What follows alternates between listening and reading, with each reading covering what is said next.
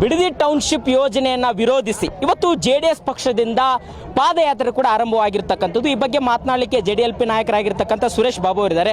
Sir, Bidadi township ಅನ್ನುವಂಥ ವಿಚಾರವನ್ನ ಎಲ್ಲೋ ಒಂದು ಕಡೆ ಡಿ.ಕೆ. ಶಿವಕುಮಾರ್ ಅವರು ಪ್ರತಿಷ್ಠೆಯ ಕಣವಾಗಿ ತೆಗೆದುಕೊಂಡಿದ್ದಾರೆ.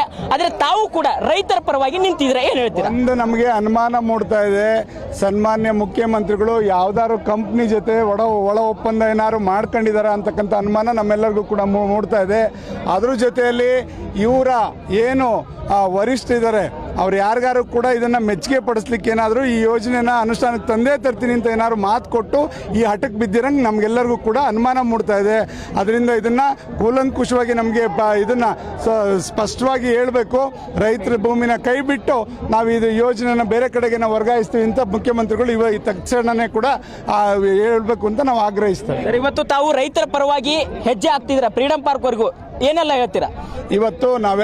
ಇವತ್ತು ಎಚ್ಚರಿಕೆ ಗಂಟೆ ಇದೆಲ್ಲ ರೈತರಿಗೆ ಎಲ್ಲೇ ಕೂಡ ಇಡೀ ರಾಜ್ಯದಲ್ಲಿ ಎಲ್ಲೇ ಕೂಡ ರೈತರಿಗೆ ಅನ್ಯಾಯ ಆದರೆ ನಾವು ಮತ್ತು ಬಿಜೆಪಿಯವರು ಒಟ್ಟಾಗಿ ಹೋರಾಟ ಮಾಡೋದ್ರ ಮುಖಾಂತರ ರೈತರಿಗೆ ಎಲ್ಲೂ ತೊಂದರೆ ಆಗದ ರೀತಿಯಲ್ಲಿ ನೋಡ್ಕೊಳ್ಳುವಂಥ ಜವಾಬ್ದಾರಿ ನಮ್ದಿದೆ. ಖಂಡಿತ ಅದ್ರ ಪರವಾಗಿ ಯಾವತ್ತೂ ಕೂಡ ಹೋರಾಟ ಮಾಡ್ತೇವೆ. ಸರ್, ಡಿ.ಕೆ. ಶಿವಕುಮಾರ್ ಹೇಳ್ತಾರೆ ಇದು ಪ್ರಾಯಶ್ಚಿತ್ತ ಯಾತ್ರೆ ಅನ್ನುವಂಥದ್ದು, ಹೌದಾ ಸರ್?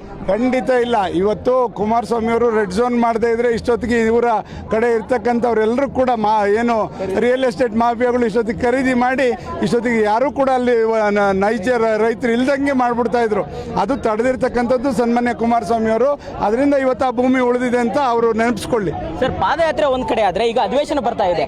ಅಧಿವೇಶನದಲ್ಲಿ ಯಾವ ರೀತಿ ತಾವು ಮೈತ್ರಿಯಾಗಿ ಹೋರಾಟ ಮಾಡ್ತೀವಿ ಅನ್ನುವಂಥದ್ದು ಹೇಳ್ತಿದ್ದೀರಾ? ಯಾವ ರೀತಿಯಾಗಿ ಹೋರಾಟ ಮಾಡ್ತೀರಿ ಅನ್ನೋದು ನಾವೀಗಾಗಲೇ ಎರಡೂ ರೀತಿನಲ್ಲೂ ಕೂಡ ಹೋರಾಟಕ್ಕೆ ನಾವು ಸಿದ್ಧವಿದ್ದೇವೆ. ರೈತರ ಬರಗಾಲ ಇರ್ಬೋದು, ರೈತರ ಒಂದು ಇದು ಏನು ಬಿಡದಿ ಟೌನ್ಶಿಪ್ ಇರ್ಬೋದು, ಮತ್ತೆ ಏನು ನೈಸರು ಕಾರಿಡಾರ್ದು ಇರ್ಬೋದು, ಇವೆಲ್ಲವೂ ಕೂಡ ಬೆಳಕಿಗೆ ತಂದು ಇದರಲ್ಲಿ ಆಗಿರ್ತಕ್ಕಂಥ ರೈತರಿಗೆ ಅನ್ಯಾಯವನ್ನು ಸರಿಪಡಿಸಲಿಕ್ಕೆ ಎರಡೂ ಪಕ್ಷದವರು ಒಟ್ಟಾಗಿ ಹೋರಾಟವನ್ನು ಮಾಡ್ತಾರೆ. ಇದಿಷ್ಟು ಜೆಡಿಎಲ್ಪಿ ನಾಯಕರಾಗಿರ್ತಕ್ಕಂಥ ಬಾಬು ಅವರು ಮಾತಾಗಿತ್ತು. ಕ್ಯಾಮ್ರಾ ಪರ್ಸನ್ ಶ್ರೀನಿವಾಸ್ ಜೊತೆ ಬಸವರಾಜ್ ಜುಗಾರ್, ರಾಮನಗರ.